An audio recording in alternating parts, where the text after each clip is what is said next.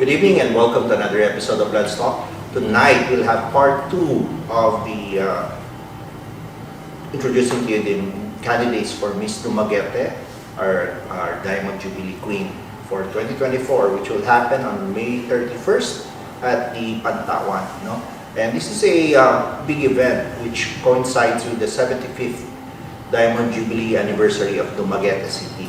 There are several events that's going to happen this year, and this is one of the offerings that we're having that's going to be such a big event. And for some time we have not seen the Miss Dumaguete.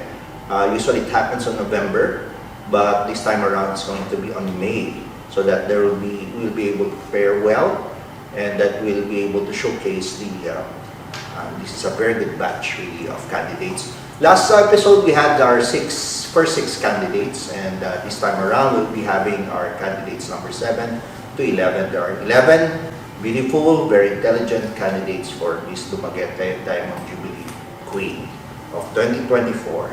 And let me introduce them now to you, candidates number 6 to 11. Yes.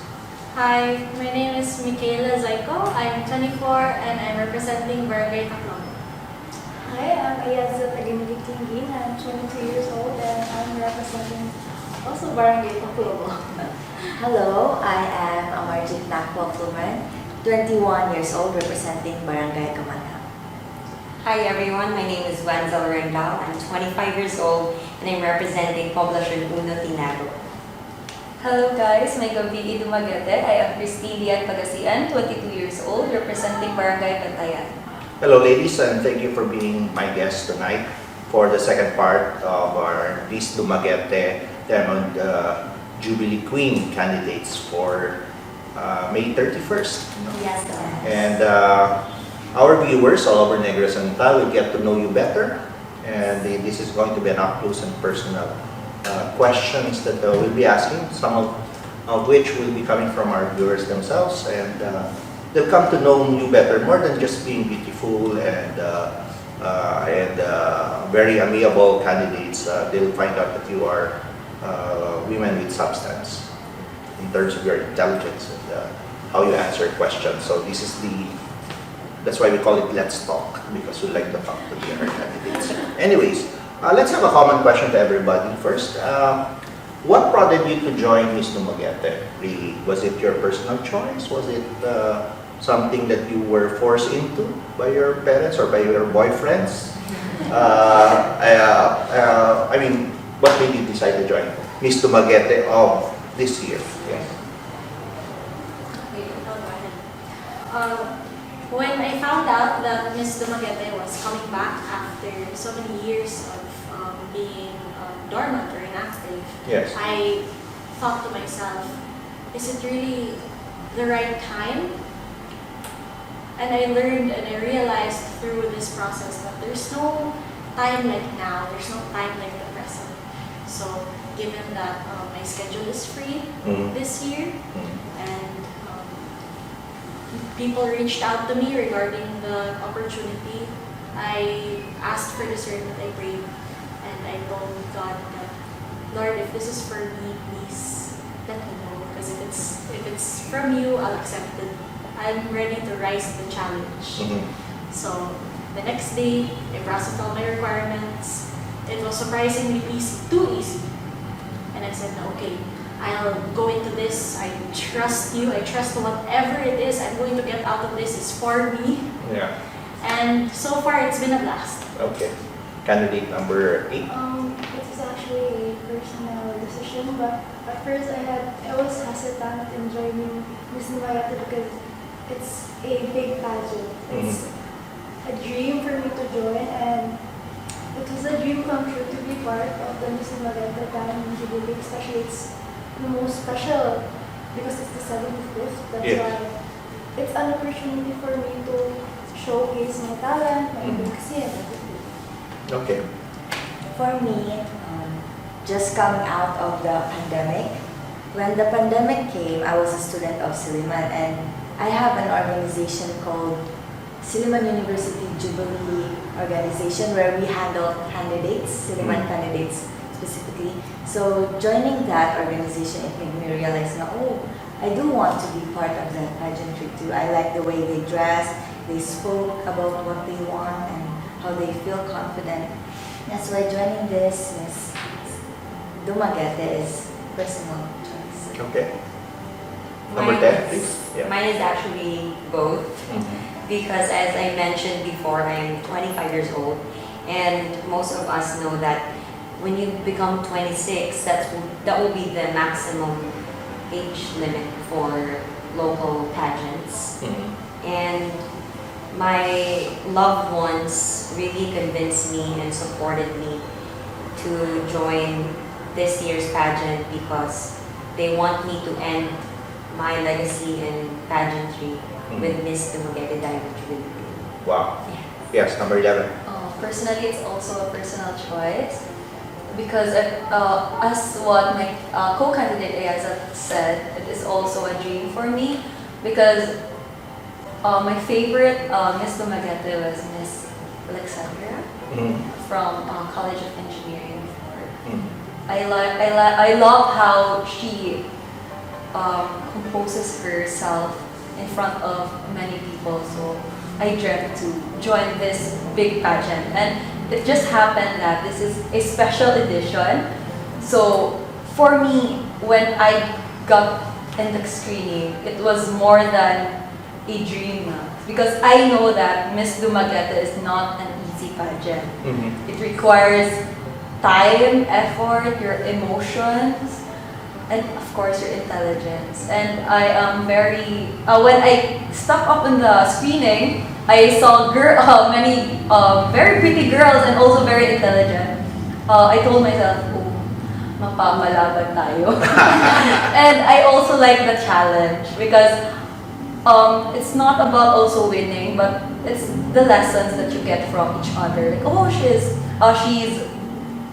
a competitive. I also want to adopt that. She's very resilient. All characteristics that mold me, that can mold me to be a better version of myself. And in my future endeavors, if I want to continue to pageantry again. Okay, let me ask you, aside from the glamour of it, aside from the reputation of being Miss Dumaguete, especially now it's the Diamond Jubilee Queen, there won't be any more Diamond Jubilee Queen in the future. Very special. It's really, really very special. That's why we're making this as big as possible and grand as possible. What do you take out of being, just let's talk about joining the competition. What do you learn out of it? Let me ask. What's your take? Parang sa pagkain take out, ano yung take out nyo from just merely joining even more if you win the competition? What's your take out of it? To me, I like to look at pageants as education in disguise. I acknowledge the fact that the history that pageants have had is not that well. It started to objectify and sexualize women in the past. But we've grown and we've modernized so much. We've evolved it to be something that we can claim our own, as something to empower us, as a platform, as many would like to say. I think pretty privilege is a term that applies to pageantry in a way that, let's face it, we have a certain privilege or a certain Attention. yes, we get this attention, we get these benefits like in Dumaguete. Sometimes when I ride a medicab, I'll admit, they don't let me pay. Because they say na, okay lang ma'am, basta ka. There are certain perks when you look a certain way. Dumaguete has a diverse selection of women who are attractive. There's morenas, chinitas, and whatnot. Our batch alone, none of us look alike. But to me, there is a certain responsibility when it comes to being pretty or passing as pretty. Okay. Because you cannot enjoy the privileges without also asking yourself, is there any way I can use this for good? Is there any way na not only myself or not only us can benefit from it, but how do we expand our reach na we can cater to people through the attention that we inevitably get, right? Yeah. Here, here. Candidate number 8. Should be ready, mentally and physically ready. There will be workshops, exposures, you'll be exposed to people. There will be comments from other people, setbacks, discrimination. You should be mentally ready for that. And physically ready for workshops, like what we had kanina, which is today. Which is what? Personality development, am I correct? And we had also had our Question pasarela, and Okay. and of course we just had our shoes, our new shoes, Yeah. and then we weren't all ready for it. We're still breaking them in. We're not ready for it because So your takeout here is that you become stronger, you become more confident in joining Miss Dumaguete because of all the things that you go through. it's not just about the pageant itself in the final night. It's about the process you're taking it and joining pageants. Okay. Because some people would just, the importance is just the pageant night, but some would not see the importance of the process of joining pageants. It's the journey that matters, not just the pageant itself. Wow, I just saw a movie that said that. Okay, but candidate number 9. For me, I've just been in Dumaguete last 2 years ago for me to take this Bachelor of Pharmacy in Suleiman. So, while being here, arriving here in Dumaguete, it made me realize na how gentle people are, na I'm able to express myself.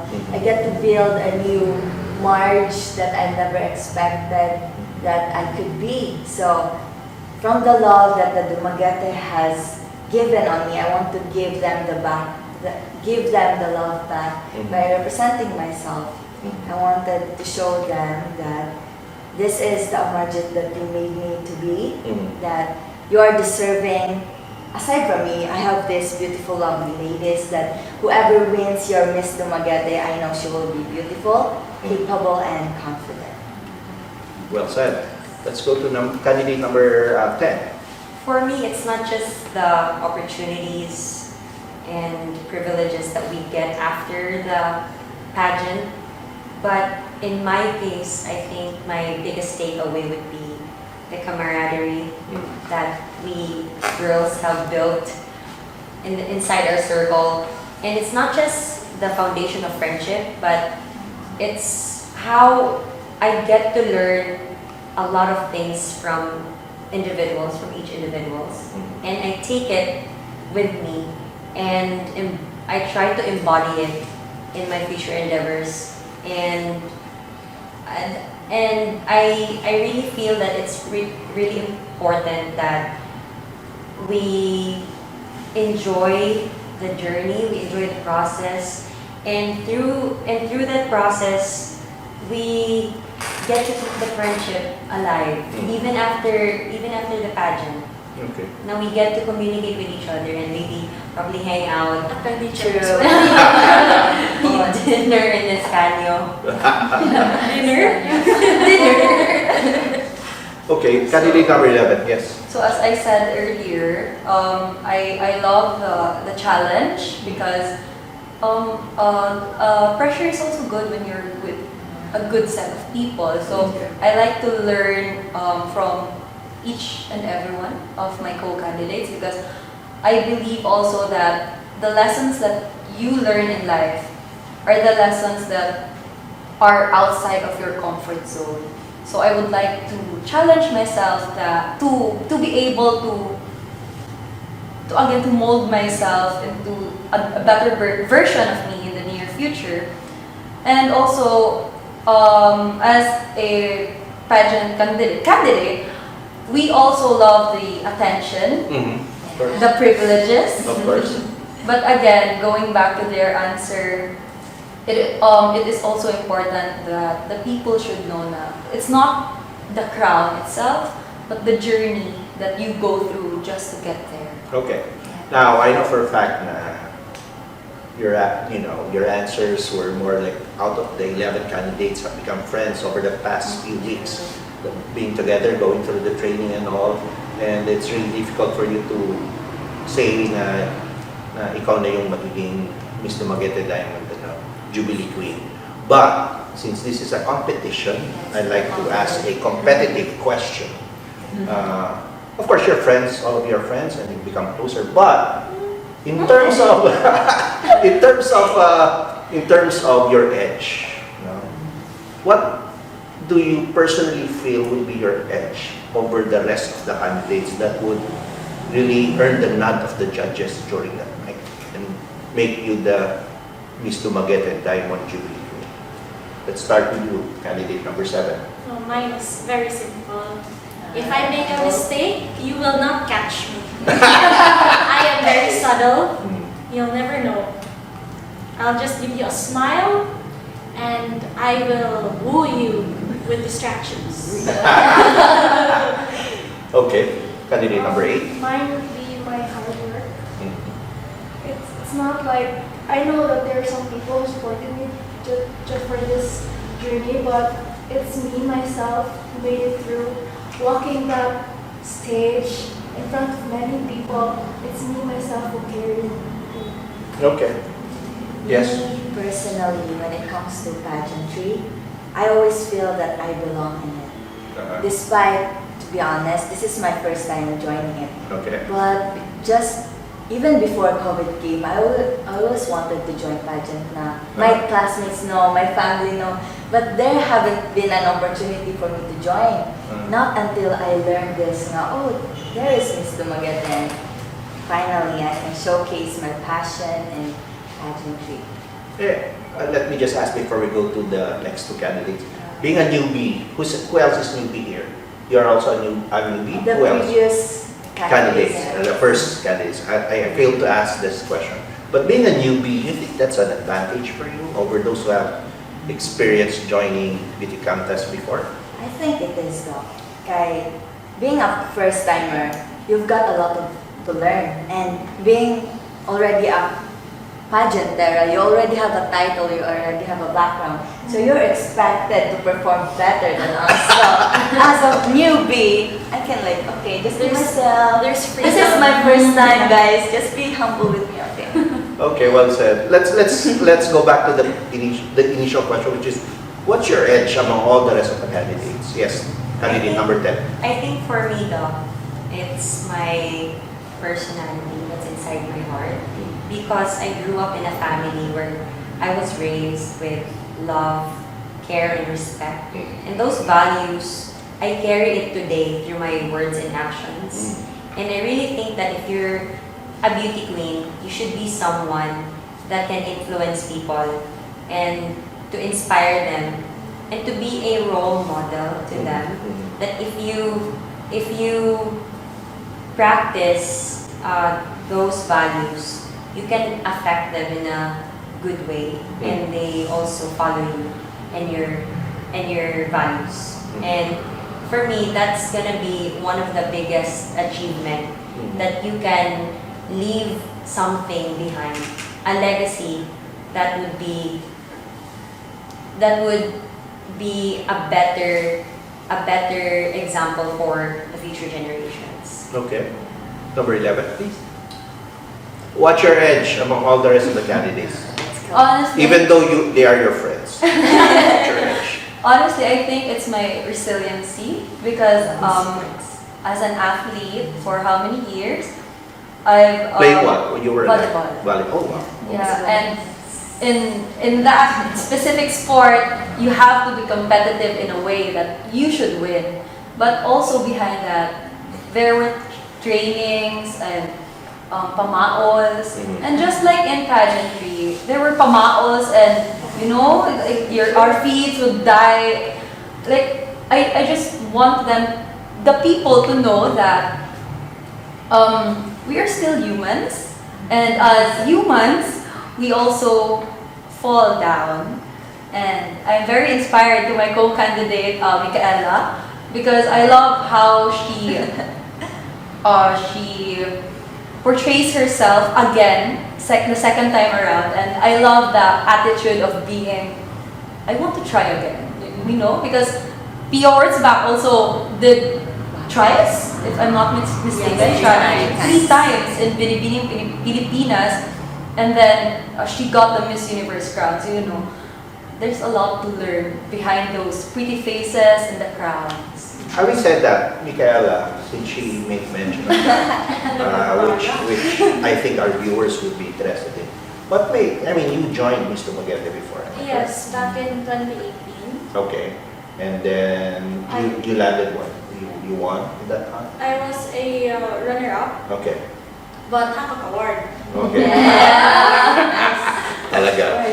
But going now to 2024 for this Diamond Jubilee Queen, what made you really decide to join again?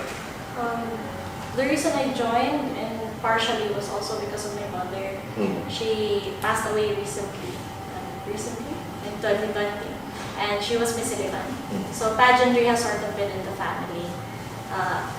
Growing up, I was boyish, so even more reason for her to push me into pageantry because back then, most other Miss Dumaguetes also, it was a way for parents to make their daughters more feminine, Okay. to get them out of the house and out of the boy clothes. So when the opportunity to join Miss Dumaguete again, I told myself, I already joined, but the thing about my family is we're also huge fans of underdog stories. Okay. We're big fans of Rocky Balboa. I don't know if anyone's familiar with that. Yeah, Rocky. Yeah. But in the first movie, he lost, but it's not a loss because he gained self-respect and he gained a new perspective on himself. And in the second movie, where he gets a rematch, it is the self-respect and everything else he got from his loss that propelled him further. And I like to think of myself the same way. It's either I win or I learn. Loss is not in my vocabulary. And that's why I'm here again. I am ready to carve a spot in the competition once more, fueled by the love of my friends and family. Kita niyo naman. Yes. Woo! Mahirapan ang mga judges nito. Come May 31st. Anyways, let's talk about questions that were given to us by our viewers, no? Kasi interesado sila. Sa beauty contest, yung mga taga-negros, interesado. Okay. So, first outing for questions, I'd like the first question to be answered by the three of you. And then the last question will be answered by the two of you. Okay? Is that fair? Yes, sir. Okay. So, para makita talaga ng mga viewers yung substance nyo as beauty queens, no? First question from our viewer. The question goes like this. How do you think technology and innovation can be leveraged to benefit Dumaguete's residents? Yes, candidate number 7. How do you think technology and innovation can be leveraged to benefit Dumaguete residents? I like to think of Dumaguete as an innovative city, not an up-and-coming smart city. Okay. And the thing with technology is it's rapidly evolving.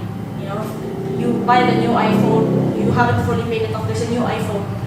But in that case, one of the recent issues regarding innovation and technology is the use of artificial intelligence or AI.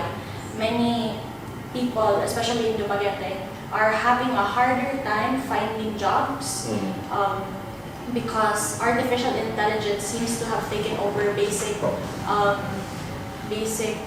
jobs like copy editing, copywriting. Dumaguete is a tourist destination, so we get a lot of digital nomads, people who work from their laptops. And this has rubbed off on the locals as well, that they can work from home, and they have been very affected by the recent uprising of artificial intelligence. Okay.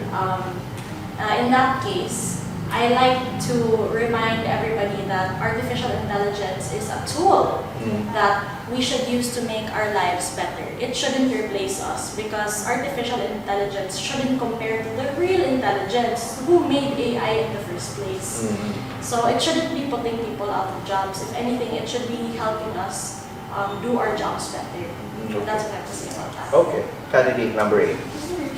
Okay. The question is, understandably, it was It was a long answer. The question goes like this. How do you think technology and innovation can be leveraged to benefit Dumaguete residents?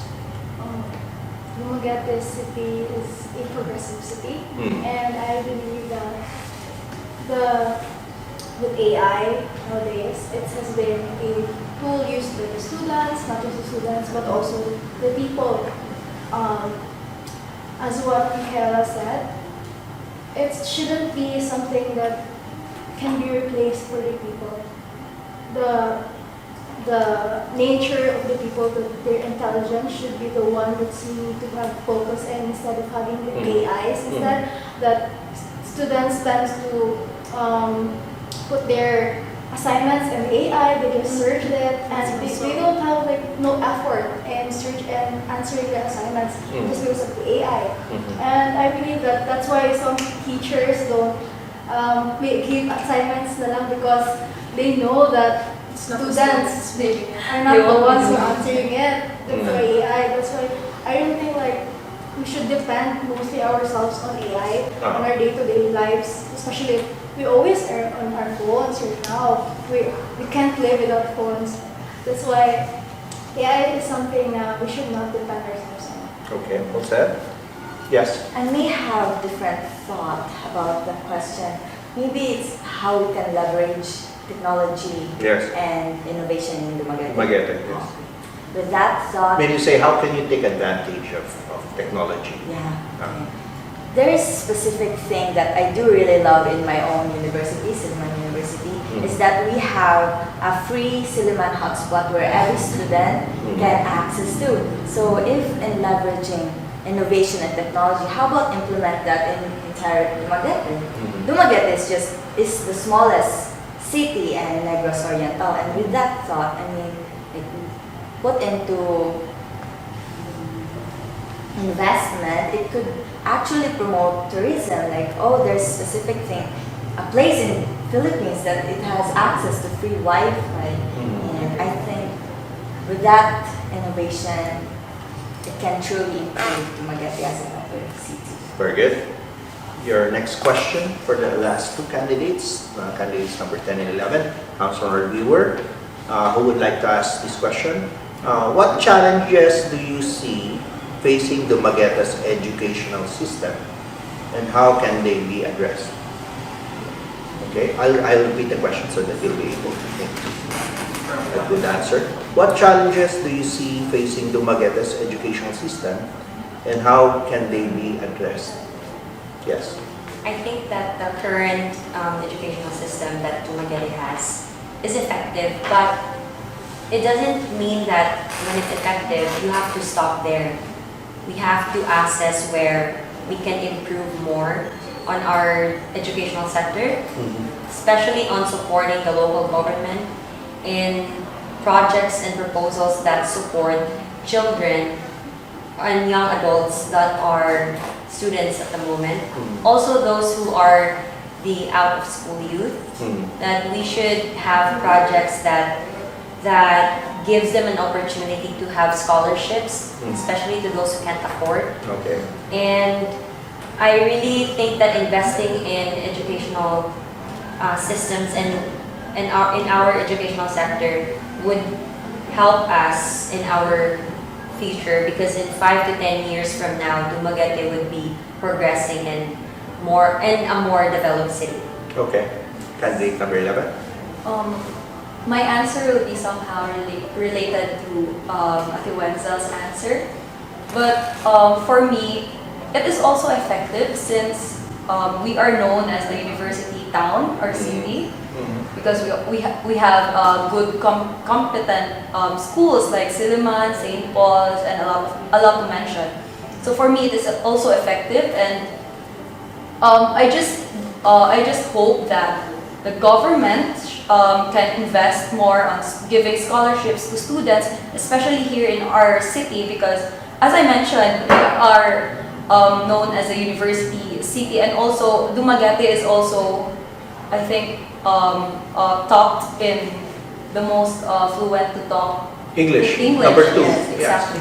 So for me, that's a good hint for our DepEd to implement more scholarships to students or to children who has the capability to yes, excel academically. And I don't think, and I don't find any negative comment about our educational system here in Dumaguete, but I just want to highlight that I am not in favor of the putting the class in August until May. I am so sorry. But for me, we also have to understand that, especially on our elementary children, kindergarten, our heat index is going 40 degrees, right? That's more than a fever parameter. Yeah. So for me, that's really a wake-up call to our government that I think we should try to be more understandable to the students, because it's not really easy going to school, and not everyone is privileged enough to be covered. Example, going to school with cars, air conditioning. Yeah. Yes, because it's summer season. Yeah, We only have exactly. like summer, diba? And we have the rainy season. And we're supposed to have classes rainy season na. June, yeah, it's June to March, the original schedule for classes here in the Philippines. So yeah, for me, it is a wake-up call. Okay. Just like the question I asked the first 6 candidates, no, coming into this competition, you represent certain advocacies, which is very important because it represents you totally as a person, what you bring to the fold. So I'd like to ask you guys about your respective advocacies, starting with candidate number 7. With advocacies, I like to think that they're not just for pageants, but it's what gets any average person out of bed in the morning. What do they believe in? What do they fight for?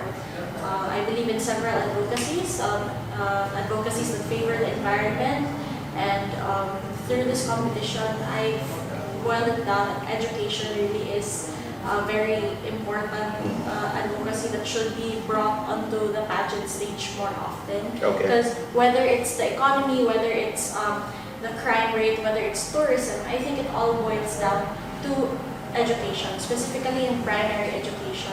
When you teach children right discernment, which is how to tell what's right and what's wrong. Once you, something as simple as that, when you equip children with something like that in their formative years, they grow up to be exceptional people.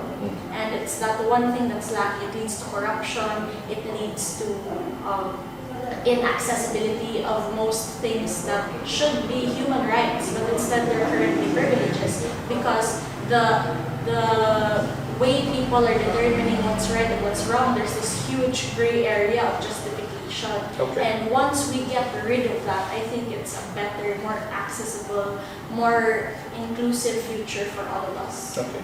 Candidate number 8. As someone who is currently studying psychology, and I have my co-candidate who is also a psychology student.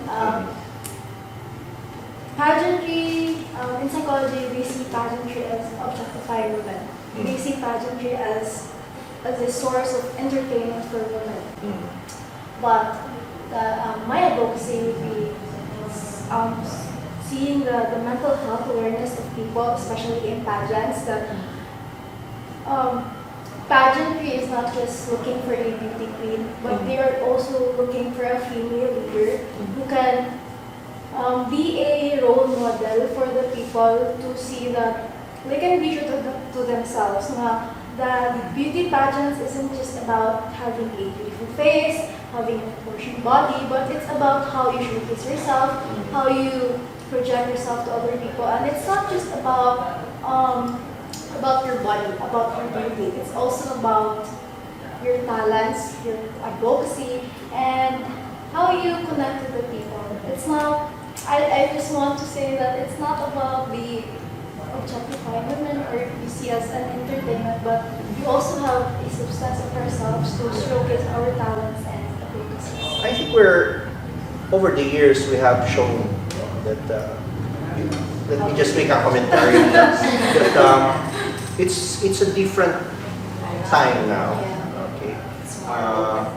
You can see by the way the 11 candidates, the first 6 that we've shown you last week, and now the next 5 candidates, you'll see the kind of answers that they give out is really, this is a very strong batch, and I would really not like to be one of the judges during that time. Luckily, these are there are prominent judges and there are knowledgeable judges that are coming here to basically judge them.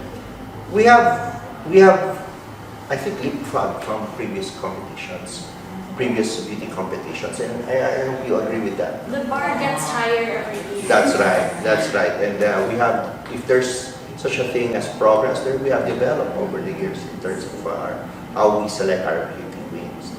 And that is shown universally. And we have shown it in our Miss Universe, International, that our candidates really are really not only intelligent, but really beautiful. You can't take it away. They have to be good looking at the same time. They should have the brains, and they have the right advocacies also, and that can make the necessary representation for Miss Dumaguete as well, in our case. Jubilee. Yes. For me, Doc, Yes. being a doctor itself, I'm a pharmacy student, as everyone may know now.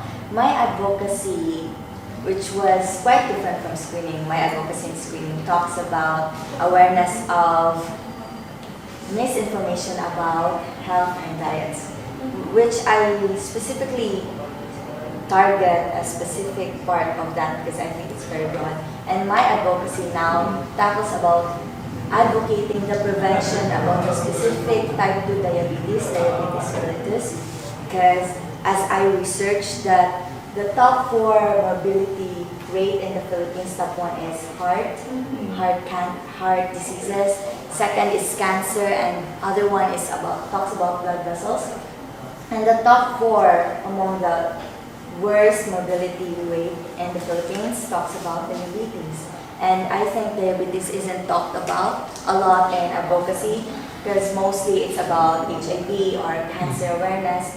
But I think diabetes is really rampant, especially It's here. very common. Yeah, it's really rampant, and diabetes is somewhat a leading cause to more serious illnesses. So being it as minimum and can be prevented in the first place, why not tackle more prevention about it and awareness to the public?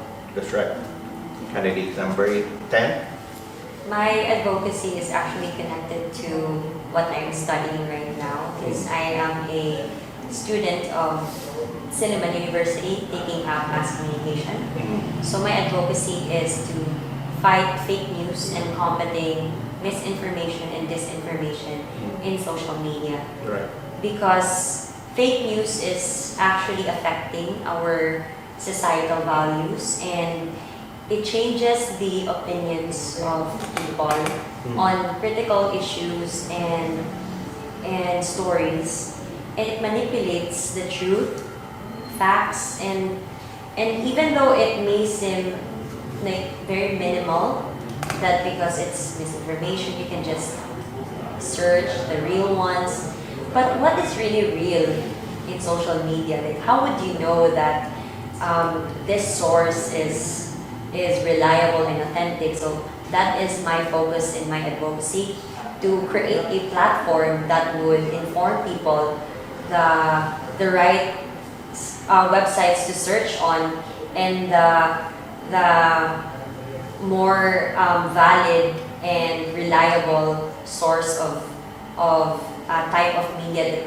they are going to use. And in my organization, the Kapunungan ng mga mass communicators, we are advocates for the truth because we are told that there is no higher law or power in journalism than to tell the truth. So that is what I am aiming for, to really teach people how what is the truth and how you take the truth, and to have this advocacy be successful, I have to focus on collaborating future partnerships with the local government because I can really only do that much. But with the help of the local government, that platform can be widened and it can help people in all areas of the city. Okay, well said. Candidate number 11, your advocacy. So as also a psych student, my advocacy is also about mental awareness, mental health, but I would like to emphasize more on sports psychology because I do believe that when you engage a child to sports, it develops more on independence and self-discipline. Because as for my experience, there's a time management for student athletes. So you learn at an early age how to balance trainings, academics. So when you apply that in life, you won't have hard time balancing specific workloads. And we also tackled in our psychology class that a study was conducted that more children are more prone, especially teenagers, are more prone to depression because a children's mind is still developing until it reaches an age of 20 up or higher. But when it is in the puberty stage, it really needs guidance, validation, understanding because as I said, it is still developing. And to that, in connection to that, I would like to engage them and I would engage and encourage them to join and engage yourself to sports because when you engage into sport, you become competitive, and that competitiveness evolves to being competent. So I would like them to know that in sports it's not just playing, winning, but also I would like to highlight that in sports it can help you in many ways, not just career-wise, but also lessons in life that we may apply throughout our journey in this world. Well said. At this juncture, our viewers would like to ask each one of you your individual questions. Talagang hinahasa sila yung screening. Grabe yung pagka-screening, makita nyo na naman, no? How good they answer the questions. Not only good in answering questions, but the substance in their answers. No? So each one of you will be asked a question and give your answers to the questions of our viewer. First viewer, the question goes like this. How do you plan to empower and promote gender equality in Dumaguete? Candidate number 7. With gender equality rather, I believe it all boils down to respect, not only for gender, but you see, specifically Dumaguete history, it tells us that, or it teaches us rather, that divided we are very weak. It is in our diversity that we are strong. Okay. So not only gender, but for me, regardless of your sexual orientation or where you come from, the color of your skin, your culture, at the end of the day, we need to respect one another and we need to help one another regardless of those things because it is in our diversity that we are stronger. Okay. Let's go. Brief but good answer. Okay. Candidate number 8. Our viewer would like to ask this question. What steps would you take to address social issues such as poverty and healthcare accessibility in Dumaguete? Let me repeat it for you. To give you time to think. What steps, talaga naman hindi preparado talaga tayo sa mga sagot talaga nakita nyo, right here and there, tinatanong yung question. What steps would you take to address social issues such as poverty and healthcare accessibility in Dumaguete? In terms of poverty and here in Dumaguete, Yes. it is well known that Dumaguete City is like, in our community, we help each other. But then, addressing poverty is not something like you can fix easily. It's not going to be fixed, but we can do a thing to make it less here in our city. And addressing this is not like easy to say to other people, no, we should help one another, and that's it. But at least we should lend a hand or help those people who are in need. At least small steps, small things like at least if they need food, you can give them food. Of those people who doesn't have shelter, at least we can find some spaces or places for them to sleep man lang, or where they can have a called home here. And of course, the healthcare. I know that not everyone has that access in our healthcare here in Dumaguete City. Some are struggling because the lack of financial problem here. And I hope that Dumaguete, our government would at least help those people in need, because there are a lot of process needs to be processed in. You can process to free like that here in the hospital. At least it could be something that is we can grasp directly, because it would take a lot of time for other people. What if it's an emergency and then I need to process this first, I need to process that, so that I can have that health care. So I think at least more that we can grasp it in directly. Okay.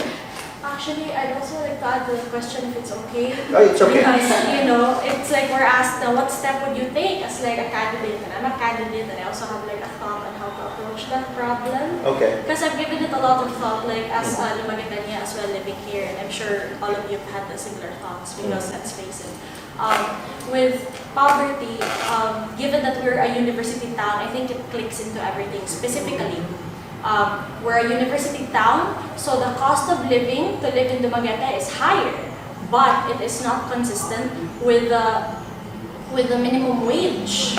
So there's an imbalance there that needs to be fixed. I guess we can ask beauty queens all day how to fix that problem, but I think that we should be asking not only our government officials, but people in power who actually have the capacity to address this. Because this imbalance is fixable, not by us, although we can do our best in raising awareness and bringing to you this problem.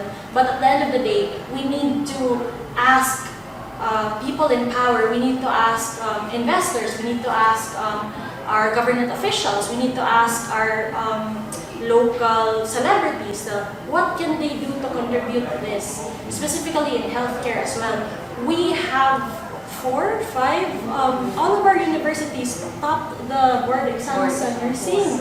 Diba? We, Dumaguetanos, specifically in healthcare, are work ready. And yet, I think the reason, the imbalance between having so many board passers but inaccessible healthcare is because we do not compensate them properly. We give them, we either overstaff or understaff and underpay. And we don't provide them with the necessary benefits that they need to stay in our city, in our hometown. They have to leave their families and everything they know behind to pursue opportunities elsewhere. So that is something that we need to wake up to. What can we do about that? Aside asking this question in pageants, we need to truly take this issue to the government office, to national TV. We need to ask other people who have the capacity to address this. Because what we're doing right now is, the way I see it, pageantry is education in disguise. We're pretty, we tell you this, help us out, and we'll help you out, right? And you're hearing this, and let's talk. Now, candidate number 9. Your question from our viewers is this: if you are to suggest a project to our Chief Executive, Mayor Ipe Benolio, what would that be and why? As everyone may know from now that I'm from Barangay Kamanhak, and specifically in Barangay Kamanhak, we cultivate the respect towards elderlies, and there's project in Kamanhak which everyone, all the seniors will gather up, and they will given money and like access to insurance and health. And I think it would be a great impact if Dumaguete City, overall in Dumaguete, would be given that access and help towards and respect towards our elderly. Very good. Candidate number 10, your question from our viewer goes like this. What positive changes have you seen or experienced in Dumaguete City that can be attributed to the leadership of our Chief Executive, Mayor Ben Emolio?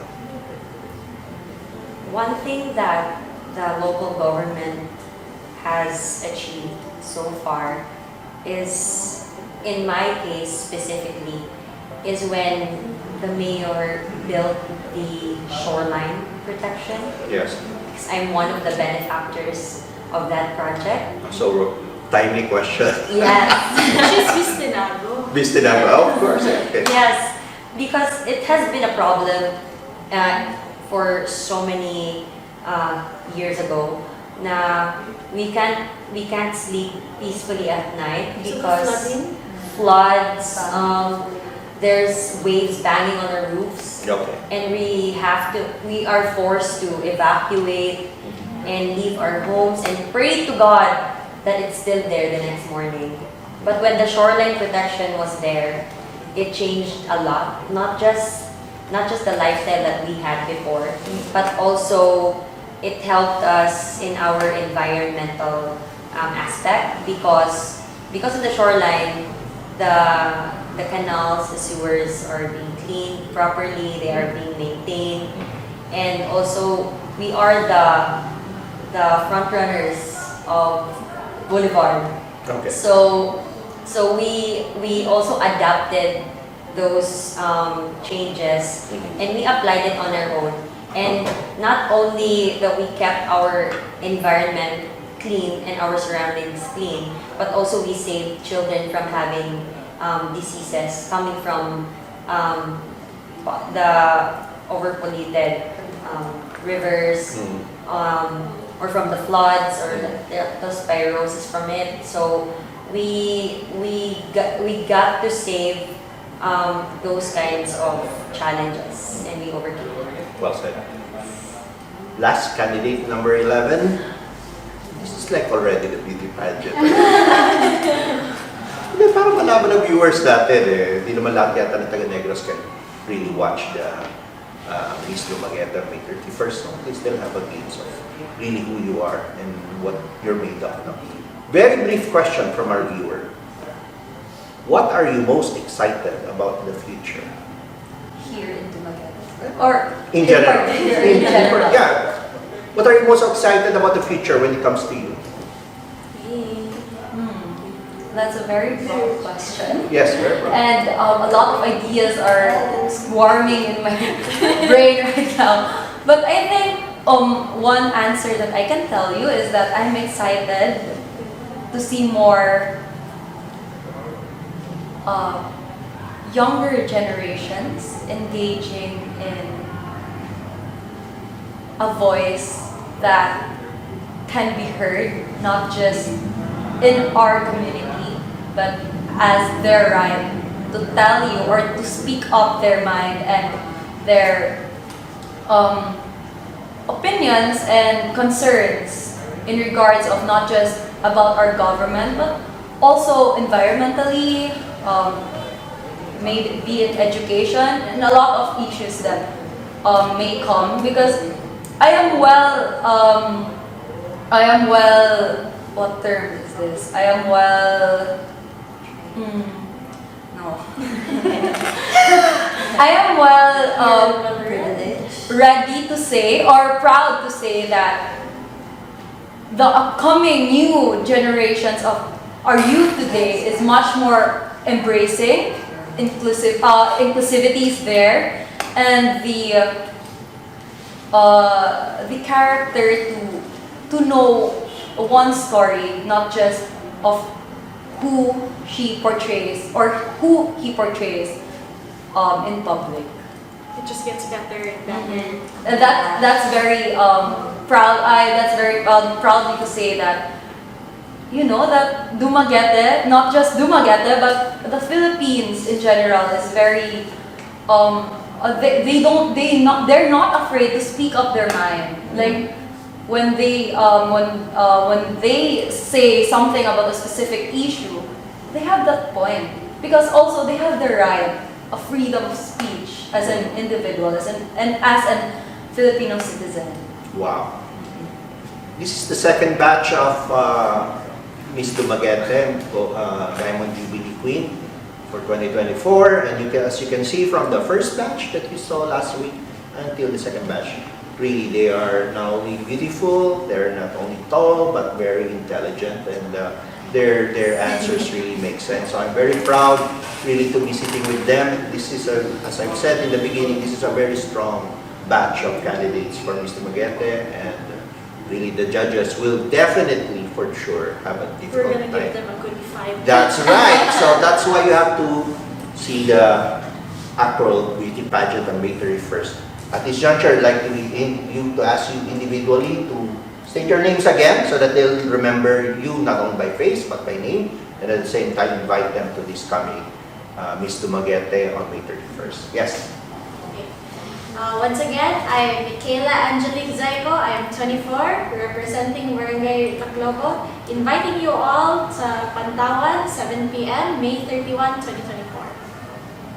I am Ayaza Pagini Kingin, 22 years old, representing Barangay Taclobo, and I am inviting everyone to see and witness the beauty of Dumaguete this May 31 at the Pantawan. Hello everyone, I am candidate number 9, Amarjit Nakwal Fulmeran, representing Barangay Kamanak. I would like everyone to discover the beauty of Dumaguete, especially on the May 31st, 2024, because that will be a very grand event. And now I know that my fellow candidates are excited as well, and we hope to see you all there. Hi, my name is Wanzal Rendal. I'm 25 years old and I am representing Poblacion Uno Tinago, which is actually the neighbor of Pantawan. So I'll see you there on May 31st. Hi again, I am Christine Dian Pagasian, 22 years old, representing Barangay Bantayan. I would like to invite you all to come and join us this May 31, 2024 at 7 p.m. at the Pantawan Rizal Boulevard, and I would like to say that you won't regret to come and see and meet the beautiful and different Dumagueteñas that will unite as one for the Diamond Jubilee. Choose your Pokemon. So what more needs to be said? Again, reiterating, please do join us on May 31st at the Pantawan for the showcase of our Miss Dumaguete Diamond Jubilee Queen. There will be no more Diamond Queen for a very, very, very long time. Definitely none.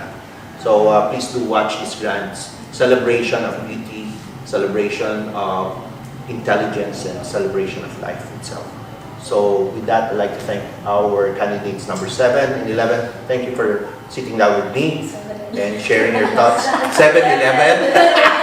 7-Eleven. And I'd like to thank our viewers for sticking on and watching our episode for tonight. Please do continue to subscribe and watch us on YouTube, our Twitter account, and our Instagram. So with that, I'd like to say be well and let's keep talking.